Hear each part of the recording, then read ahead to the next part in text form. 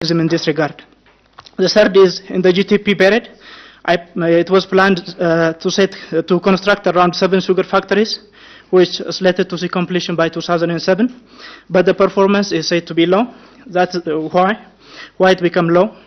The fourth is with respect to the 2007 election. What new things shall the public expect? As far as the salary adjustment of the government employees is concerned, the thing is, it is customary for the government to adjust salary of its employees every certain years, like 3-4 years.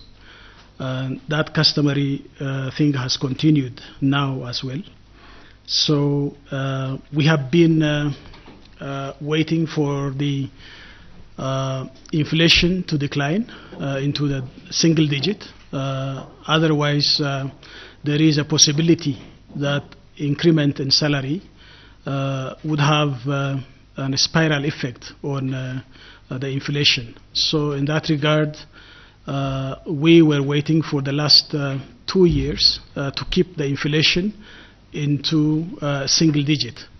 That's the only reason why we haven't paid the last year. It should have been paid the last year, but now, since the inflation has not matured in the single digit, that needs at least 2 years to evaluate whether the inflation is controlled or not. So for that reason, we have delayed the salary increment for the civil servants. It has nothing to do with election, because you know the number of civil servants in this country is very small, while we have more than 30 million people going for election.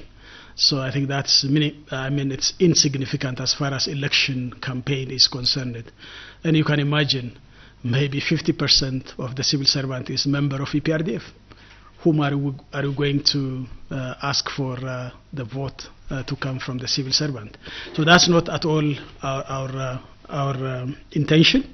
The intention is that inflation usually affects those low-income salary paid employees, and as well as low-income society groups. So that's why we focused on those low-income. We cannot wait for a long period of time thinking about election, that election is next year, so we have to wait for civil service not paying it. So that's not logical, because the low-income civil servants are suffering from the inflation, and we need to address this problem as far as the inflation is controlled in the single-digit range. So it's a moral obligation for the government to do so, and it has nothing to do with election. As far as the tripartite dialogue discussions amongst Sudan, Ethiopia, and Egypt is concerned, there has been ups and downs in these tripartite discussions. First of all, our position is always consistent. Ethiopia's position is to have a win-win, shared benefit from the Nile water resource, which is a shared resource to all of us. We do not claim, even though we are contributing 86% of the Nile River, the Nile water, we never say that we are contributing 86%, the largest share, so we should get the largest share of this Nile water. What we said is there is international law where we have to abide to, all of us. The first one is there should be equitable distribution and sharing of the water resources. The second principle, international principle, is no appreciable harm to the downstream countries. So I think these are the basic principles that we have to abide to. And in this regard, we say that this Grand Renaissance Dam construction in Ethiopia is not creating appreciable harm on downstream countries like Sudan and Egypt. That's our basic belief and our obligation to assure that we are not significantly harming our downstream friendly countries. And the second issue is a separate issue, which is we have to grow together. We have to prosper together. A stronger Egypt, a stronger Sudan, and a stronger Ethiopia is beneficial for Africa. the African strength is the collective strength of all these countries. So we need to have a shared, common, and a win-win approach that helps all the countries in the region. So I think now we have a new spirit of negotiation that has been launched by the discussion we made with the new president of Egypt, President Al-Sisi. And I think that spirit is a strong spirit. We have to continue with that because it goes with the principle Ethiopia has. And since it is negotiation, it's a dialogue, that the process has to continue on. And I think we cannot assume what's going to happen in the negotiation process. It's a process, and we'll see how the process unfolds in the future. So we feel that what's important is to have a spirit, a good spirit for negotiation. And with that spirit, I think the three countries coming together, we can set a solution to all the issues that can be raised during the negotiation. So this is an electric dam. It's not consuming water. And we can discuss on the issue of the hydrology, which as recommended by the International Panel of Experts. That negotiation will continue. And the impact on the downstream countries is something which we have to see together, which we all agreed to continue on negotiating on those issues. So we will continue with the current new spirit of negotiation and resume these tripartite negotiations. As far as the GTP program and the sugar development in my country, the 7 sugar factories that will be ready for the end of the GTP period are on right track. I can count for you if you want those 7 factories, and they are on right track. There is a little delay, but it is within the framework of the Ethiopian Growth and Transformation Plan. So I think this is how we see things. As far as the 2007 election is concerned, I don't think we are going to create a new thing, because election is not new for Ethiopia, and it's not also globally a new thing. Election is always there, and it will continue to be there. So if somebody expects that there will be a new innovative issue that will come for election, because election has never been innovative. It has been there for centuries, and it continues to be there, and I don't think there will be a new thing. What's important is what's the objective of this election. This election has 4 objectives. Number 1, making it peaceful. Number 2, making it democratic. Number 3, making it free, fair, and number 4, credible in the eyes of Ethiopian people. 10 bloggers and journalists were charged with terrorism. I just want to ask you about that case in a broader sense. They're not the first journalists charged under this law, and critics have accused the government of using the anti-terrorism proclamation to silence dissent, to crack down on freedom of expression. Can you respond to that criticism and tell us if the government is using this case as a warning to other journalists ahead of elections next year? And I want to ask as well about the extradited opposition leader, Ndagachu Tsige. If you can tell us the current status of his case, where he is, and what will become of him within the scope of the Ethiopian law, and also respond to criticisms that his extradition was illegal under international law. First of all, before going into the details of each one of them, let me put this in perspective.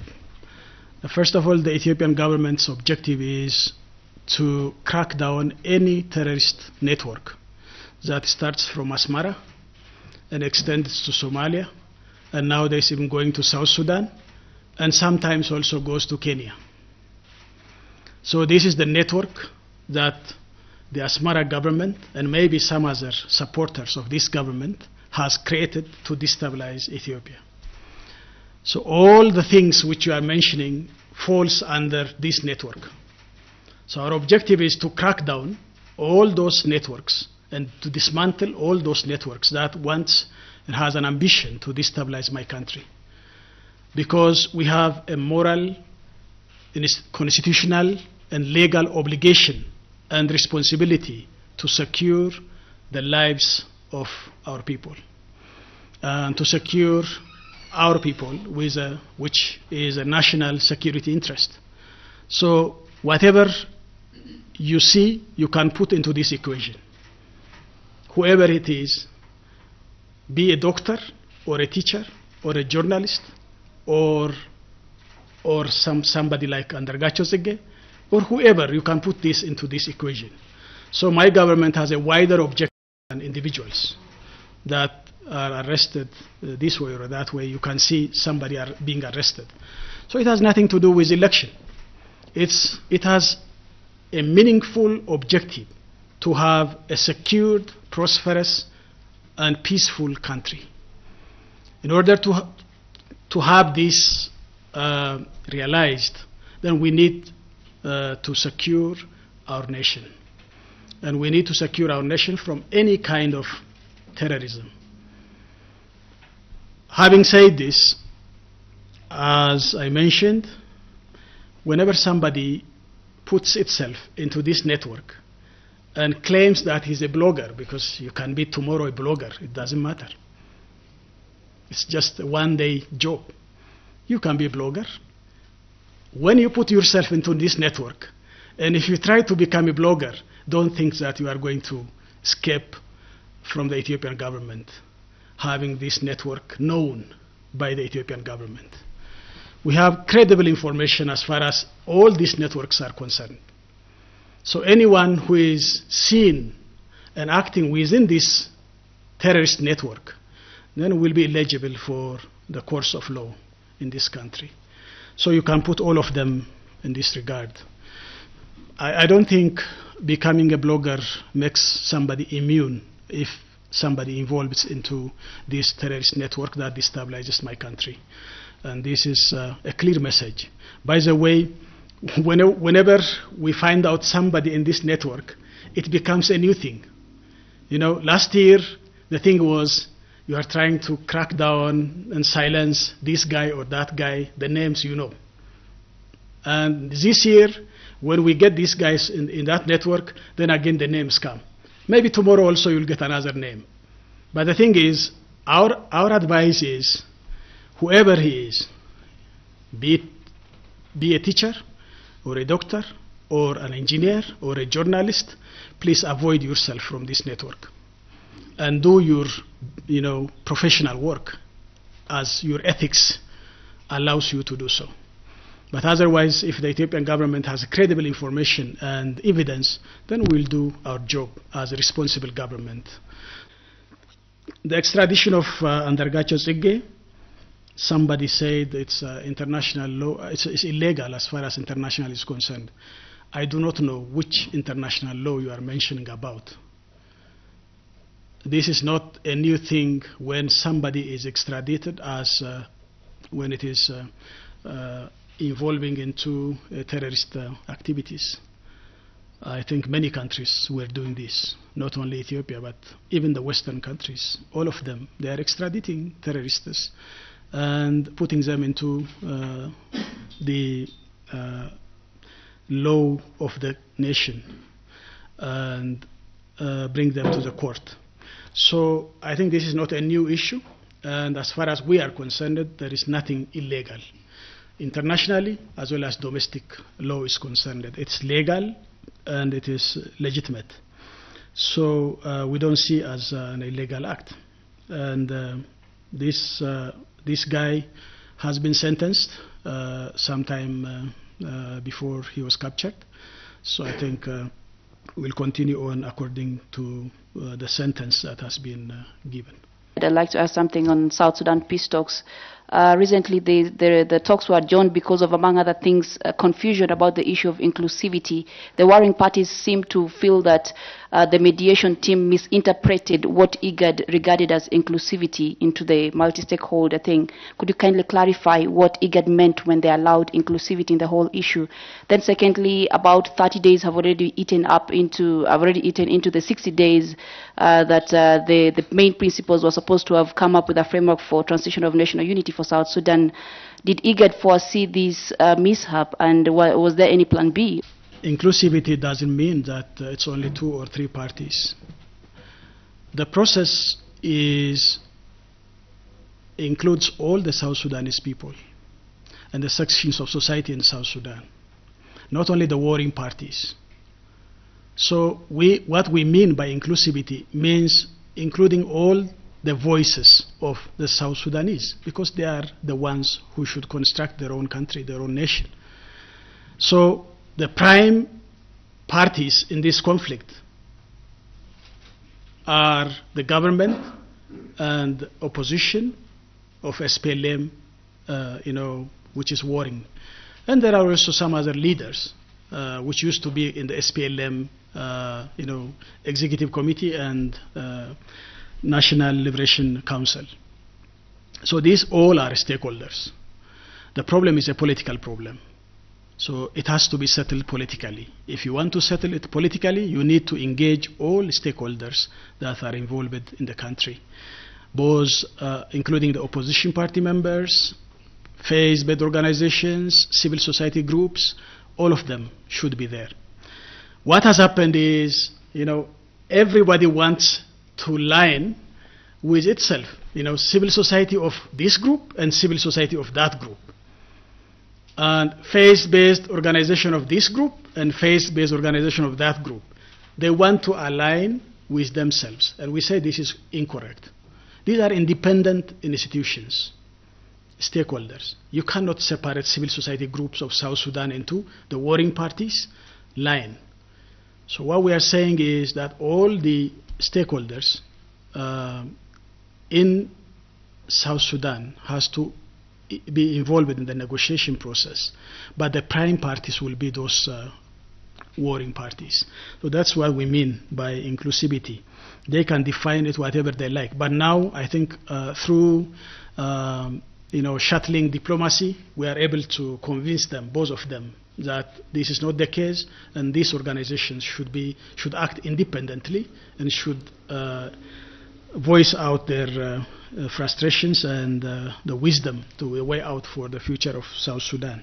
So I think the negotiations will resume very quickly, and we are on that track now.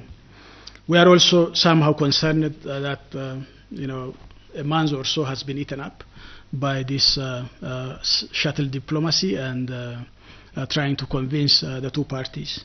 But as far as we are concerned, it's a negotiation. It's a negotiation, and the negotiation process is always unpredictable. And we have to continue. The thing is, they have come back to the negotiation table, and we'll see how to proceed forward. The objective is to see that the South Sudan becomes a peaceful and stable country. Currently, we know that the talks are stalled. Nothing is happening as you were explaining, but things back home are deteriorating day by day. Do you think IGAD needs a new strategy when it comes to handling this particular matter? Because blames are coming from all directions that IGAD is failing the people of South Sudan at the same time. Second question, Mr. Prime Minister, there is a huge influx from South Sudan, and it's particularly Ethiopia under pressure. Is your government finding this particular matter of refugees from South Sudan a difficult matter to handle? We feel that we don't need a new strategy. Bringing a new strategy doesn't bring a new solution. The thing is not complex. What we need is political commitment of the leaders of South Sudan. IGAD is an outsider. IGAD cannot force the South Sudanese stakeholders to go into agreement and negotiation. In any mediation process, a third party is a party which facilitates the negotiation process. We cannot negotiate on behalf of them. So what we need is a political commitment from the leaders of South Sudan. If the leaders of South Sudan they do not have a political commitment, whatever mechanisms you create, it doesn't work. And there is no better venue, which knows the region, which is in the neighbor, and which has also a stake in the peace of South Sudan. If if we fail in IGAD, then I don't think there will be a good platform to bring peace and stability in South Sudan. So we have to stick to IGAD process, because we know that all the international stakeholders are with IGAD, supporting IGAD for this process. What other kind of mechanisms you need? So the thing is to push the South Sudanese leaders to have a full political commitment to the negotiation process as per their, agreement. Yeah, they always agree. I mean, as far as the agreement signed, you can't, bring a new thing about it. There is a good agreement that has been signed. There is a problem in implementing these agreements. So anyone else or a new mechanism cannot bring a solution to South Sudanese problem. So we, all of us, including the IGAD member states and leaders, as well as the international community, should push South Sudanese leaders to have a political commitment to save their own people. It's the people who are suffering. After all, as you mentioned, there is huge flooding to the neighboring countries now, to Ethiopia, Kenya, Uganda, and Sudan. So they should think that these are their own people. Their own people they are leading. And they should think for the people and come back to the negotiation table as quickly as possible. Now, the information I have is they have already agreed to come back to the negotiation table, and we'll see how it proceeds. But if the failure comes, it's not the failure of IGAD. It is the parties. So I think that has to be very clear. It's a mediation process. You have to see to it clearly on objective terms. If somebody says that IGAD has failed in this negotiation process, it is misunderstanding maybe, but otherwise there is no way out at this moment. How far is IGAD from imposing any measures, or calling the AU to taking measures against those the two warring sides, as the US and as the European Union have already done? Second question, there are claims that both sides are continuing their purchase, more in particular the government side, purchasing more weapons using revenue generated from oil. How do you see this? How are you thinking of stopping this flow, using that money into purchasing weapons? As far as the South Sudanese issue is concerned, I think for every negotiation there is a limit. You cannot continue on forever having the same thing time and again. So what we need is we have to exhaust the negotiating parties to come to the table as much as possible. When we believe that there is it has come to the dead end, then we have to do something else.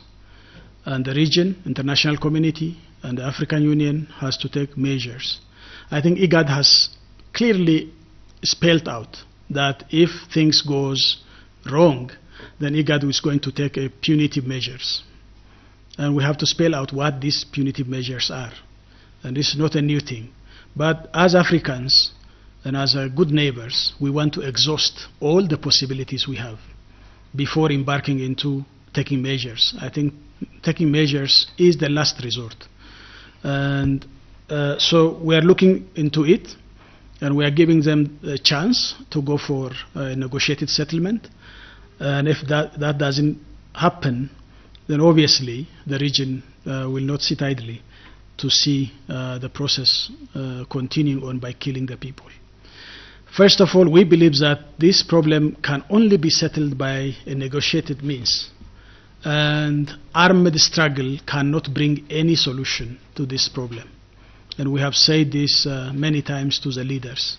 And obviously in Africa, you know that there are a number of conflicts which degenerated into armed conflict that has not ended in a very short period of time. And obviously the South Sudanese problem will continue to make the South Sudan as a failed state if the armed conflict continues on. No one will be a winner. So I think in this sense, we believe that whoever, I do not have any information about the arms purchasing by the government or the rebel group, but if that's the case, then I don't think they will finish this by armed conflict. that is a wrong calculation if somebody does this calculation, and I think they have to come for a peaceful settlement of the issue. We suggest and advise everyone for a peaceful settlement. IGAD is not there to control the revenue of South Sudan. That's an independent sovereign country. And if they come up with a negotiated settlement on the issue, of course we can suggest and have something. But we cannot say that this government has to have an account which is controlled by somebody else from outside. So this, as Ethiopians, we do not believe in somebody intervening into this kind of sovereign countries' wills management. But what's important is that they should serve their own people, and we have to advise them to do so in a good spirit. Next year marks the final year of the GTP execution period. How do you see the performance of your government in accomplishing the targets set in the plan, particularly in the execution of mega projects? As far as the GTP, the Growth and Transformation Plan execution and the result is concerned, we feel that we are on the right track, and most of the objectives we set for ourselves will be implemented. And if you see into sectors of the economy, the major sector in this country as economic driver is agriculture. In agriculture, we are sure that we will attain a base case scenario in the GTP, and we are now trying in this summer to work very hard to push forward from the base case scenario and become in middle between base case and high case scenario goals in the Growth and Transformation Plan. When you see the industrial sector, our objective was to move very fast in the industrial sector, especially in the manufacturing sector. For this to happen, we need to have more investment to take place in this country. This year, we had a number of new investment in the manufacturing sector that can help us to boost the sector. We will see the result in the coming maybe October, December, but until then, we understand that we are moving on the right track. So we feel that we may also achieve the base case scenario goal in the industrial sector as well. It's needless to say for service sector, you know that the service sector is moving very fast. So I think in a nutshell, we feel that Growth and Transformation Plan, we might achieve our base case scenario goal to be implemented. The salary increment, when is that coming into effect, and how much is the salary increment? Who exactly does it apply to? And also in an economy that's as prone to inflation as Ethiopia is, how can you be sure that it's not going to have an inflationary effect? On South Sudan, we've had this idea mooted of the transitional government of national unity. What indication is there that the government in Juba is willing to relinquish any power, particularly that maybe the president, which is something the rebel forces are pushing for? And then also on South Sudan, a follow-up to Aaron's question, when is enough for IGAD and the regional countries? I mean, this has been going on for a year, and negotiations seem to be going nowhere. Fighting is ongoing. What is the criteria for IGAD taking action in terms of sanctions? And on that point of IGAD taking action, what's the status of Ethiopia's contribution to the protection force under the IGAD, under the UNMISS mandate? And in plain words, what exactly is the purpose of Ethiopia's contribution to that force? On GERD, you mentioned some of the Ethiopia's general long-standing positions on the Nile. What about the change that we've seen in Egypt? Do you see this as a new era where you have an Egypt that's being more reasonable and more cooperative? And do you see that you have a president in Egypt who will be there for some time and who will deal with these issues in a way that's more favourable to Ethiopia and the other upstream countries? And then just a very small point on the economy. Exports, we just finished the fiscal year, exports have been very disappointing for the last few years. Do you have any rough estimates for the annual figure for exports, and can you provide a brief commentary on their performance? We have been very careful to have non-inflationary salary adjustment. This we have done, in the current fiscal year when we prepared our annual budget. We have put in place this salary adjustment into our budget, which doesn't create any inflationary effect afterwards. This means that, the normal government budget deficit, not to create inflationary effect, is around 3% of GDP.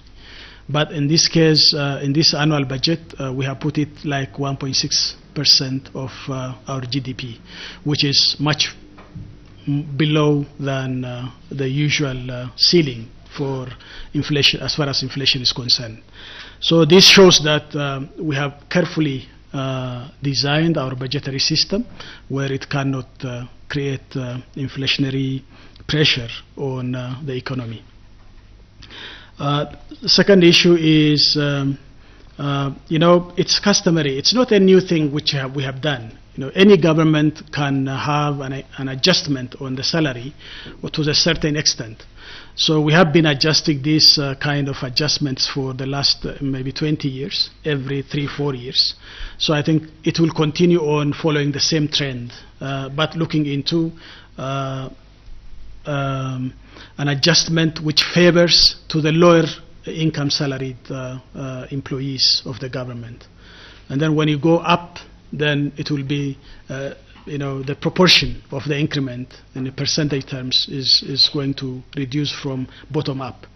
So this is how we see, but the actual figure will be announced to the civil servants, because it's a very complex procedure and there are a number of calculations and percentages, and it's very complex. I cannot explain all this in this interview. As far as South Sudan is concerned, first of all, we are Africans. We have to see the cultural and other dimensions and setting problems in Africa. And we are not rushing to do so. That's our African behavior. I mean, you have to understand the impact you are creating by rushing. Usually people run for sanctioning, but whether those sanctions has created favorable condition for the objective of pacifying the country and stabilizing the country is something different. So we want to be carefully navigate into this process, because what we want is a result, and that result needs a careful handling. But of course, having said this, there is also a limit. Whenever you see that the danger is much more clear and urgent, then you have to take actions. So I think that depends on how the leaders respond this time. Their response this time, now it's positive. They want to go back for the negotiation table and continue on the process. But I feel that this is the final one. I don't think we can continue on doing the same thing, repeating the same thing time and again. That's why we are urging them to go for this. And we know that the international community is ready for sanctioning. They are waiting for IGAD. But IGAD is giving a chance to have this process to continue on. But if we fail to do so, I think IGAD also will go for these kind of measures, and we'll see how it's going to be, handled by the leaders of South Sudan. I don't think this or that group has to relinquish from the process. In IGAD, we believe that it's up to the negotiating parties to decide on the process. And we are mediators. We are not negotiating parties. We cannot, force them to agree on some of the issues they have to agree to. But when there is a deadlock, we are there to support them, to giving some ideas that can break the deadlock. So I think that's how we navigated into this process and will continue to do so. I know that there are a number of proposals coming from different corners, and the number of proposals that are coming might not be so much effective, because some of them doesn't understand the real situation on the ground.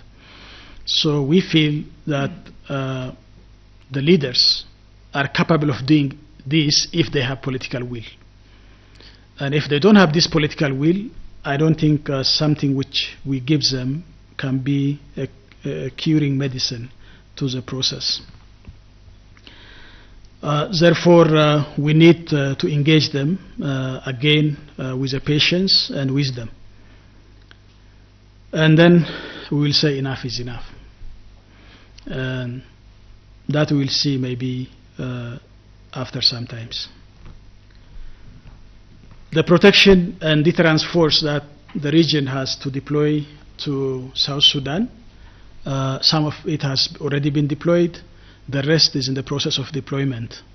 And you know, usually when it is with a UN system deployment, it takes some time. You know, there are a number of procedures you have to work on it, and we are looking into those procedures. But as far as Ethiopia is concerned, we are ready. Our force is ready, except that some logistical issues that has to be settled is lagging behind. But otherwise, Ethiopia is ready to already prepare its force, and other countries are also ready to do so. So I think we will expedite this process to engage the protection. We are protecting the civilians. We will be protecting it. So anyone who wants to fight shouldn't fight with the people, should fight with us. So that's what it means, protecting the civilians. Obviously, we are the force and will protect the civilians. What is the current level of the oil exploration works in the country? We continue to depend on productive sector in our economy and our export from the productive sectors rather than extractive sectors. Even if we get the extractive sectors, our economy shouldn't be based on extractive sectors. We need extractive sectors, if there is any, to support our productive sectors. So our main focus in the future as well will be productive sectors. That is agriculture, especially the structural transformation into the manufacturing sector, and other productive sectors like ICT. And similarly, also, we are trying to transform our tourism sector, which is a service export. We want to bring more growth in the export sector from the productive sector, and especially from the manufacturing goods export. The problem with the export sector is it is mainly based on agricultural commodity export. And the raw commodity export is always vulnerable to fluctuations in the global market. So we have to change this unsustainable export earnings in Ethiopia. That can happen only if we focus on the productive sector. You know, what you have raised is truly the case because our export, 80%, is mainly focused on raw commodity export, and we have to change this. But even then, for the coming 20, 30 years, agricultural export is going to be there in the country. So then we have to increase the volume of export and try to have a value addition in even the agricultural commodities. So this is the problem we are facing with a global fluctuation in price, commodity price. I think this is the main reason why the export has declined. The result of this year's export will be 8% growth, and we have put to have more than 15% growth, but it is less than half of the goal we set for ourselves. So I think we have to improve this very much, focusing on manufacturing investment and export-based manufacturing process to take the leadership in the coming years. It's good that if we have oil, but it doesn't matter if it doesn't have oil, because our people are our oil. We depend on our own people. So if we make our people skilled, and if our people are committed to development, then obviously Japan has no oil, Korea has no oil, and many Asian tigers didn't have oil. So it doesn't matter if you don't have oil. If you depend on a skilled and well-intentioned, committed population. So we'll continue to have our people as our oil resource for boosting the economy of this country. And so this is how we see it. But if we get it, it doesn't matter. It will somehow solve our problem of foreign exchange, which is a bottleneck in the process of developing, but we see as a secondary issue.